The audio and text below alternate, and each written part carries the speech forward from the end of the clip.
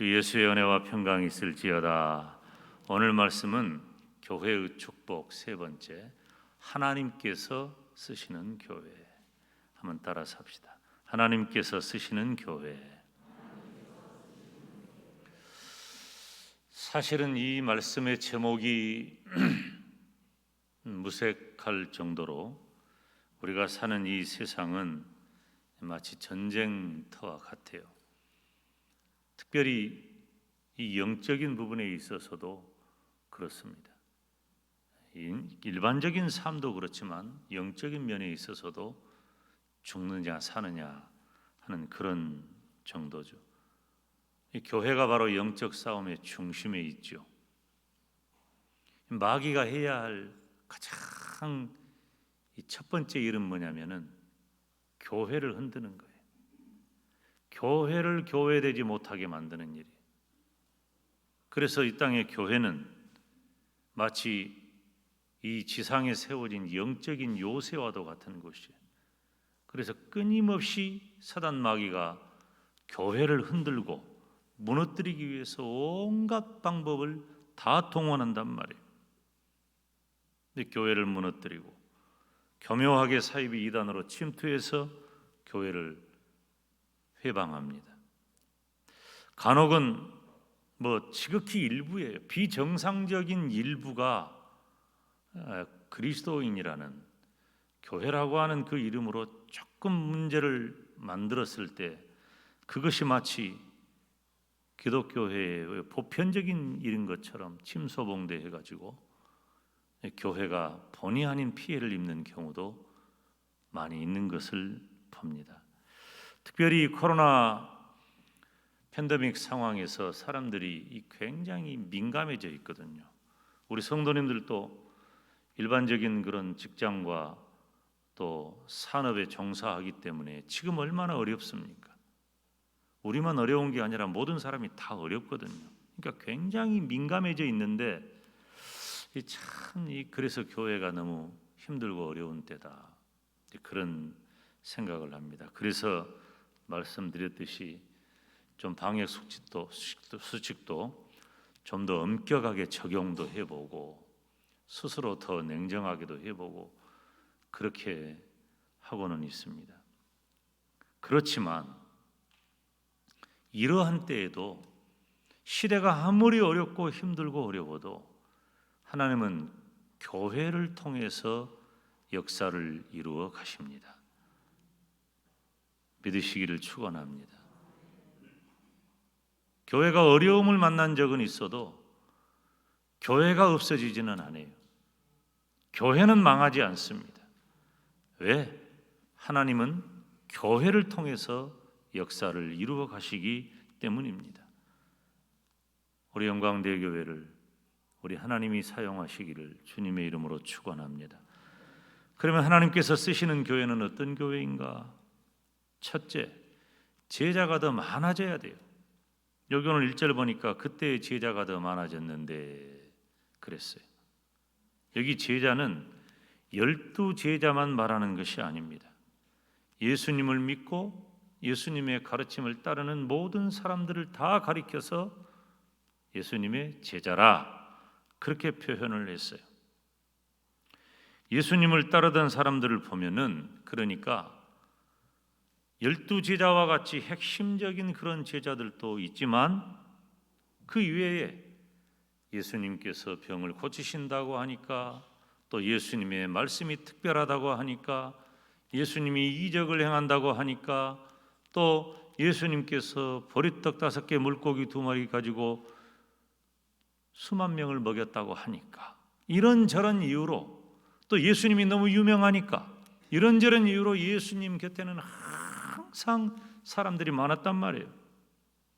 그러니까 보세요. 예수님을 따르던 사람들 중에는 핵심적인 제자들도 있지만 일반적인 회중들도 많이 있었단 말이에요. 훨씬 더 많았단 말이에요. 여러분, 바로 이것이 교회가 끊임없이 우리 주님 오실 때까지 전도해야 할 이유라고 하는 것입니다. 신앙생활을 그렇게 오래 하고도 그것밖에 안 되냐 이런 말 하면 안 돼요. 사실 속으로는 할 수 있어. 그런 생각을 아이고 저분은 저 정도 예수님을 믿었으면, 저 정도 오래 교회를 다녔으면 이 정도쯤 신앙이 되어야 하는데 라는 기대감도 있고 또 생각도 있을 수 있어요. 그런데 여러분, 하나님 하실 일은 참 우리가 알 수 없잖아요. 어느 한순간에 하나님께서 벼락치듯이 은혜를 주시고 변화를 시키시고 새롭게 해주시면 그냥 잠자는 것처럼 있던 성도들도 어느 날 갑자기 중요한 인물이 되는 경우를 저는 많이 봅니다. 그래서 저는 가능성을 보고 기대감을 갖는 거예요. 그리고 하나님께서 하실 일이니까 언젠가는 때가 되면 하나님의 시간표를 따라 적절한 시기에 적절한 인물을 들어서 사용하실 줄로 믿습니다. 그래서 이렇게 많은 성도들 가운데 그분들 중에 은혜 받고 변화되어서 충실한 제자가 될 때에 교회는 영적으로 더욱 강력해진다고 하는 사실입니다. 이 세상 사람들이 간혹 그런 얘기를 하는 것 들어봤어요. 이 뉴스에도 그런 제목도 나오기도 하고 그러는데, 우리나라는 교회가 이렇게 많은데 세상은 왜 변하지 않느냐, 이제 그런 얘기들을 많이 해요. 여러분, 우리나라가 교회가 정말 많습니다. 외국을 보거나 우리나라를 보면은요, 그 전에 국가대표 배구 감독이었던 이 김철용 감독인가, 그분이 장로님인데 제가 모시고 이렇게 간증 집회를 한 적이 있어요. 근데 그 배구팀은 그 감독의 영향을 받아가지고 다 예수님을 믿는 자매들이 된 거예요. 그래서 경기를 시작하기 전에 기도하고 끝나고 기도하고 뭐 이렇게. 근데 그 특징이 뭐냐면은 가는 곳마다 가서 새벽 기도할 장소를 찾는 거예요. 근데 해외 전지훈련 가가지고 새벽 기도를 하려고 그러면은 예배당을 뭐 찾아다니기가 쉽지가 않아요. 근데 우리나라는 어딜 가든지 예배당이 있다는 거예요. 교회가 그렇게 많아요. 그래서 사람들이 교회가 이렇게 많은데 왜 세상은 변하지 않는가, 그런 시선도 있어요. 그렇지만 우리가 그런 말 가지고 너무 자조하거나 비관적인 생각을 가지면은 안 된다는 겁니다. 교회 안에 이렇게 많은 성도들이 있는데, 이렇게 많은 성도들 가운데 정말로 핵심된 그런 제자는 몇 명이나 될까? 뭐 이런 생각은 뭐 할 수도 있는 생각이에요. 그렇지만 저는 지금보다도 더 많이 전도해서 더 많은 일반적인 제자, 핵심적인 제자도 필요하지만 일반적인 제자들도 교회가 많아져야 한다, 그 말이에요. 그래서 지금이 바로 우리가 전도를 해야 할 때예요. 사랑하는 여러분, 전도의 마음을 가지시기를 축원합니다. 전도해야 돼. 따라서 합시다. 지금이 전도할 때다. 아이고 목사님, 나도 교회 오기 힘든데 뭔 전도를 합니까? 이런 생각할 수 있어요. 지금 지난 주간에 우리 교회에서 수요일 날 우리 총회 전도부에서 와가지고 전도 세미나 했어요. 물론 많은 사람들을 동원해 가지고 하는 세미나는 못하죠. 요즘 시절이 그러니까. 겨우 임원하고 강사 몇 분만 오셔가지고 총회 TV로 이제 생중계 세계적으로 하고, 또 그것을 총회 홈페이지에 올려놓고 누구든지 들어와서 볼 수 있도록 하고, 저녁에는 또 우리 교회가 몇 번 안 계시지만은 그분들이 오신 분들이 전도부흥 집회를 그렇게 했었어요. 자, 지금 이때, 그때도 우리가 수요 전도대원들이 와가지고 교육을 받았는데, 지금 이때에도 전도를 준비하고 전도를 해야 할 때란 말이에요. 제가 우리 노예 교육을 담당하는 책임을 맡고 있는데 이번 회기 동안에 우리 교육부에서 해야 할 가장 중요한 일, 전도를 준비하자. 그래서 전방 6월 달에 한번 전반기에 또 후반기에 한번 해서 교회에 지교회에 우리 노회에 속한 교회에 전도에 실제적인 도움을 줄 수 있는 그런 일들을 제공하려고 하는 것입니다. 사랑하는 여러분, 예수님을 믿는 성도들은 말씀의 가르침을 받아서 구원의 확신과 삶의 변화를 이끌어내야 합니다. 그 중심에 기도와 전도가 있다는 것입니다. 그래서 아무리 힘든 상황에서도 기도하고 전도할 때에 하나님이 쓰시는 교회로 쓰임받게 된다는 사실입니다. 사실 여러분, 한 사람만 바로 믿어도 내 주변이 달라지는 경험을 할 수 있습니다. 이 성경에 나오는 빌립 집사 한 사람 때문에 가는 곳마다 마귀가 소리치며 나갔습니다. 그리고 병이 떠나가고 고쳐졌습니다. 그리고 무수한 사람들이 예수님 앞으로 돌아와서 온 성에 기쁨이 가득했어요. 한 사람의 변화, 한 사람의 복음 전파자가 그 엄청난 역사를 이룬 것입니다. 저는 이 시대에 가장 필요한 것은 물론 백신도 필요하고 치료제도 필요하고 경제도 필요하고 외교도 필요하고 국방도 필요하고 다 필요해요. 그렇지만 영적인 시각으로 볼 때 지금 가장 필요한 건 뭐냐? 영혼 구원이라는 말이에요. 육신은 병들어 죽어가는 것 겁내고 두려워하고 벌벌 떨면서 왜 사망 가운데 죽어가는 영혼은 우리들이 불쌍한 눈으로 바라보지 않냔 말이에요. 예수 그리스도의 복음으로 전도하는 그 교회를 하나님이 쓰시는 줄로 믿습니다. 우리 영광대교회를 하나님이 쓰시는 교회가 되도록 아름답게 세워나가기 위해서는 제자가 더 많아져야 한다. 저와 여러분이 더 열심히 전도하고 더 많이 전도하는 복음의 승리자가 되시기를 주님의 이름으로 축원합니다. 두 번째, 하나님께서 쓰시는 교회는 주의 종을 돕는 구별된 일꾼이 있어야 합니다. 우리가 3절 말씀을 같이 읽습니다. 시작. 형제들아, 너희 가운데서 성령과 지혜가 충만하여 칭찬 듣는 사람 7을 택하라. 우리가 이 일을 저희에게 맡기고. 아멘. 당시 성도 수는 날로 불어나고 교회는 엄청나게 방대해졌습니다. 지금처럼 체계가 갖추어진 교회가 아니에요.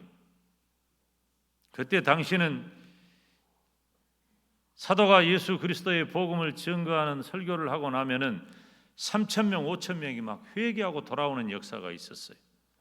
복음 아래 있는 거죠.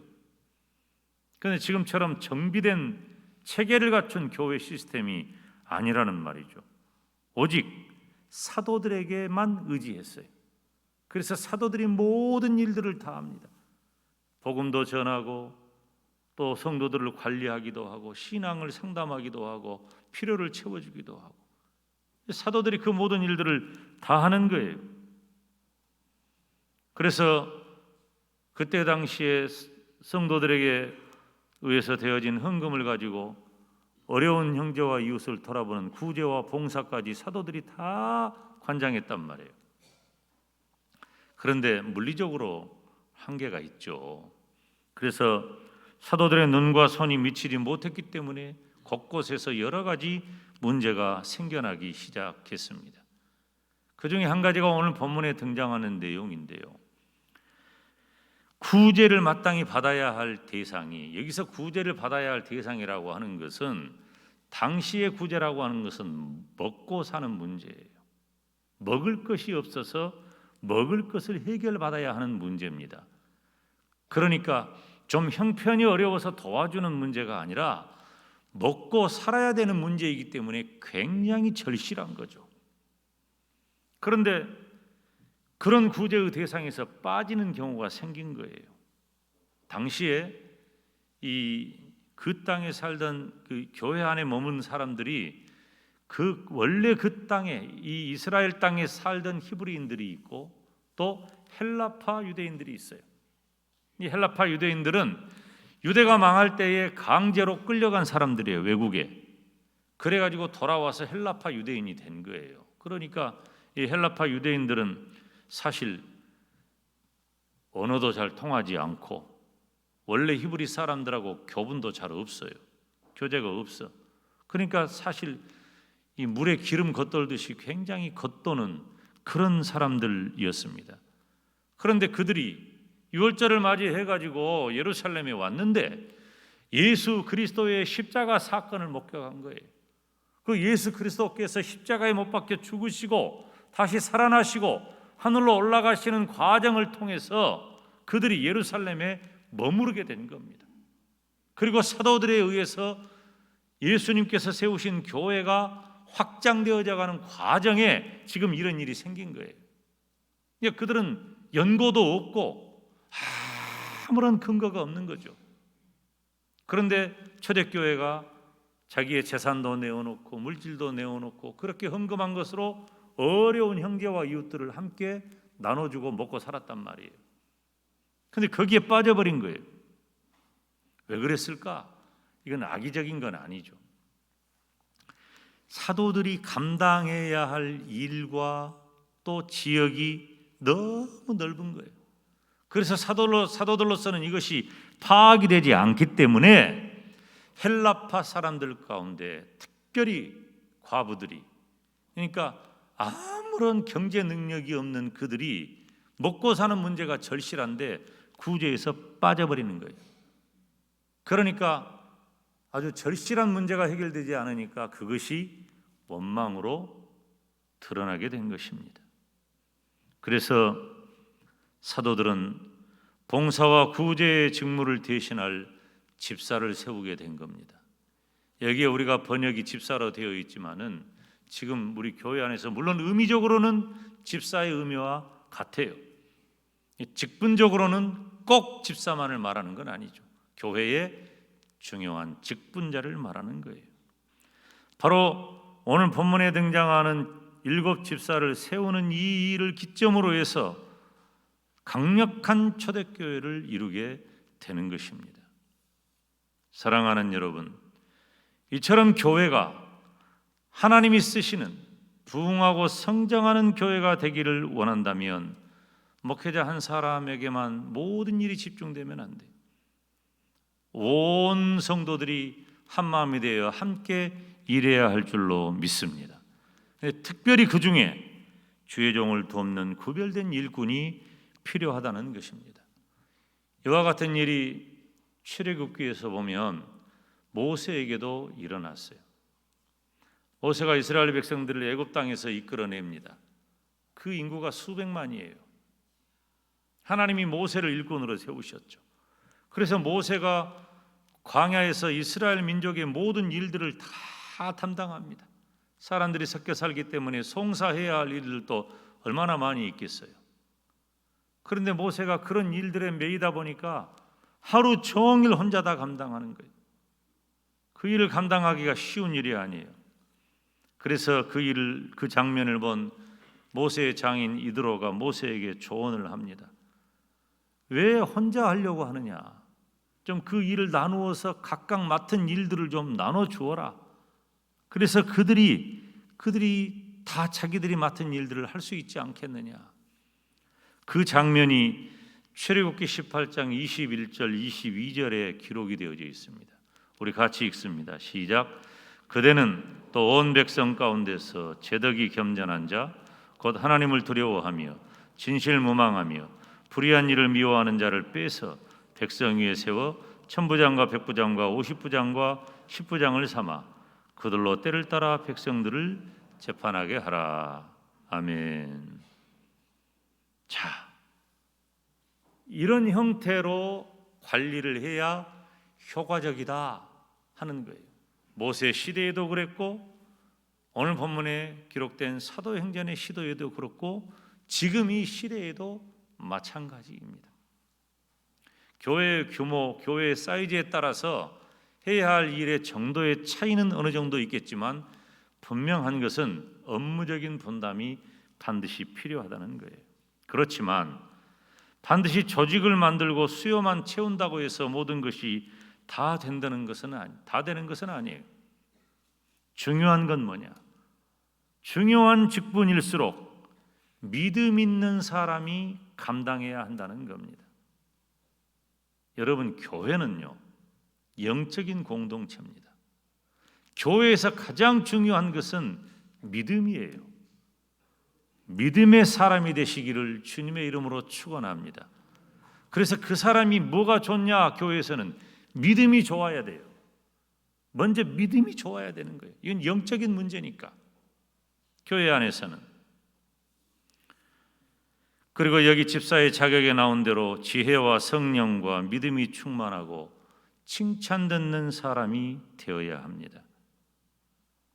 그렇지 못하고 지혜와 성령과 믿음이 충만하고 칭찬 듣는 사람이 아닌 사람이 중요한 자리를 차지하면 자신에게도 힘들고 다른 사람도 힘들고 교회도 힘들어져요. 제가 교회들을 많이 봅니다. 그리고 저에게 상담해 오는 동료 후배 목사님들이 있어요. 다 누구 때문에 힘든가? 다 목사 자신 때문에 힘들고 중요한 직분이 있는 분들 때문에 힘들어요. 새가족 때문이라든지 믿음이 약한 성도 때문에 심각하게 교회가 문제가 생기는 경우는 별로 없어요. 그 교회가 또 부흥하고 성장하는 기틀은 어디에 있느냐? 하나님이 세우신 중요한 일꾼에 있다는 말이에요. 그래서 지혜와 성령과 믿음이 충만하고 칭찬 듣는 사람이 일꾼으로 세워져야 한다는 것입니다. 교회는 일꾼 때문에 교회가 부흥되기도 하고, 교회는 일꾼 때문에 교회가 문제가 생기기도 합니다. 그래서 조직도 중요하지만 먼저 사람이 중요한 거예요. 오늘 저녁에 우리는 장로님 5분을 피택하는 공동회를 앞두고 있습니다. 다음 주일 저녁에는 안수 집사님 10분, 6월 둘째 주일 밤에는 권사님 20분을 피택하게 되어 있죠. 간단합니다. 여러분 기도하시고 지혜와 성령과 믿음이 충만하고 칭찬 듣는 사람을 세우시기를 주님의 이름으로 축원합니다. 느닷없이 어느 날 갑자기가 아니에요. 우리가 다 알잖아요. 다 어떤 다른 생각과 기준이 아니라 하나님이 쓰시는 교회를 세워나가기 위해서 주의 종을 돕는 구별된 일꾼이 필요하기 때문에 우리 영광대교회에 이 아름답고 복된 일을 허락해 주신 거예요. 주의 종이 기도하고 또 장로님들이 기도하고 당회가 결의를 하고 노예의 허락을 받아서 우리가 오늘 공동회를 갖게 되었습니다. 하나님의 은혜가 우리 가운데, 우리 영광대교회 가운데 함께하기를 주님의 이름으로 축원합니다. 오늘 본문에 보니까 조직보다도 제자가 더 앞서 있는 거예요. 충성된 제자들이 주의 종과 함께할 때 교회는 주신 사명을 감당할 수가 있는 것입니다. 사랑하는 성도 여러분, 하나님께서 쓰시는 교회가 되기 위해서는 첫째, 제자가 많아져야 돼요. 전도하시기를 주님의 이름으로 축원합니다. 두 번째, 주의 종을 돕는 구별된 일꾼이 반드시 필요하다는 것이에요. 우리가 공동회를 앞두고 있기 때문에 더 기도하시고 오후 내내 기도하시고 또 하나님이 세우실 좋은 일꾼이 주의 종을 돕는 좋은 일꾼 뽑히게 해달라고 기도하시고 공동회에 임하시기를 주님의 이름으로 축원합니다. 세 번째 마지막으로 하나님이 쓰시는 교회는 기도와 말씀이 중요하다는 것입니다. 4절 말씀을 보면은 우리는 기도하는 것과 말씀 전하는 것에 전무하겠다고 사도들이 고백합니다. 그리고 7절 말씀 같이 읽을까요? 시작. 하나님의 말씀이 점점 왕성하여 예루살렘에 있는 제자의 수가 더 심히 많아지고 허다한 제사장의 무리도 이 도에 복종하니라. 아멘. 기도와 말씀에 전무하니까 더 성령이 충만하고 더 권능이 충만하고 더 말씀이 충만해졌다고 하는 것입니다. 여러분, 그때 당시 제사장 수가 약 8,000명쯤 됩니다. 그런데 이 8,000명쯤 되었는데 상당수 사람들이 교회로 돌아온 거예요. 예수님에게로 돌아온 것입니다. 쉬운 일이 아니에요. 제사장들은 각기 소속도 있고 다른 사람의 이목도 있고 자존감도 굉장히 큰 사람들이에요. 그래서 쉽게 다른 어떤 주의 사상에 동화되는 사람들이 아니라는 말이에요. 특별히 유대인들은 표적을 좋아하잖아요. 그래서 표적이 없으면 믿으려고 하지를 않아요. 그런데 이 제사장들이 돌아왔다 그 말이에요. 예수님에게로, 교회로 제사장들이 돌아온 거예요. 이건 뭘 말합니까? 이제는 구약의 시대를 마감하고 새로운 시대가 열렸다는 것을 상징적으로 보여주는 것입니다. 이 모든 것들이 다 기도와 말씀이라는 저변에서 등장하게 된 형상인 것입니다. 사랑하는 여러분, 기도와 말씀은 교회가 가져야 할 가장 중요한 핵심 진리입니다. 그래서 김 목사도 설교할 때나 강조할 때 제일 많이 강조하는 게 뭐예요? 기도와 말씀이에요. 기도하고 말씀에 은혜 받는 성도가 하나님이 쓰시는 교회의 중요한 사명을 감당하게 될 줄로 믿습니다. 사랑하는 여러분, 우리 영광대교회는 우리 예수님께서 꿈꾸셨던 그런 교회와 그런 성도가 되기를 주님의 이름으로 축원합니다. 우리 주님께서 이 땅에 오시고 그리고 우리 주님께서 다시 오시는 초림과 재림 사이를 종말이라 그래요. 마지막 때라고 말해요. 종말. 그러니까 어떤 분이 그런 질문을 하더라고. 목사님, 뭔 종말이 2000년이나 이렇게 길다요? 그런 질문하는 분이 있어요. 하나님의 시간하고 우리 시간은 또 달라요. 시기적으로 그렇다는 거예요. 구분을 할 때. 그러면 지금은 어느 시대냐? 종말 가운데서도 거의 모든 징조가 다 드러나 버렸어. 열릴 것들이 다 열려버렸어. 그래서 말세의 마지막 때가 됐단 말이에요. 요즘 이 시대에 사람들이 얼마나 심령이 무뎌졌는가. 말세의 마지막 때가 되었다고 해도 눈 하나 깜짝 안 하는 시대가 되어버렸어. 먹고 사는 것이 중요하고 물질이 중요하고 체면이 중요하고 사는 것이 중요하지. 우리 주님 다시 오실 때 되었다고 해도 긴장하지도 않고 소망하지도 않고, 이런 시대에 우리 영광대교회가 하나님 앞에 어떤 교회로 쓰임받아야 될 것인가? 우리가 먼저 기도하고 먼저 말씀 중심으로 살아가지 않으면 아무 일도 할 수 없습니다. 초대교회처럼 우리 영광대교회도 하나님이 쓰시는 교회가 되기를 주님의 이름으로 축원합니다. 그렇게 하기 위해서 어떻게 해야 되는 것인가? 제자의 수가 많아져야 돼요. 전도해야 한다 그 말이에요. 전도하시기를 주님의 이름으로 축원합니다. 지금이 전도하기 좋은 때예요. 오히려 지금이 전도해야 할 때란 말이에요. 그리고 주의 종과 함께하는 구별된 일꾼이 아름답게 세워지기를 바랍니다. 온 교회와 성도가 기도와 말씀에 힘써서 우리 주님이 아름답게 사용하시고 또 쉽게 사용하시는 복된 영광대교회가 되기를 주님의 이름으로 축원합니다. 기도하겠습니다. 하나님 아버지, 은혜와 사랑을 감사합니다. 말세의 마지막 때에 하나님이 쓰시는 우리 영광대교회가 되게 하여 주시옵소서. 전도를 열심히 하여 제자의 수가 많아지게 하시고 주의 종을 돕는 구별된 일꾼이 잘 선출되게 하시고 오직 기도와 말씀에 전념하면서 주실 은혜를 사모하게 하여 주시옵소서. 예수님의 이름으로 기도하옵나이다. 아멘.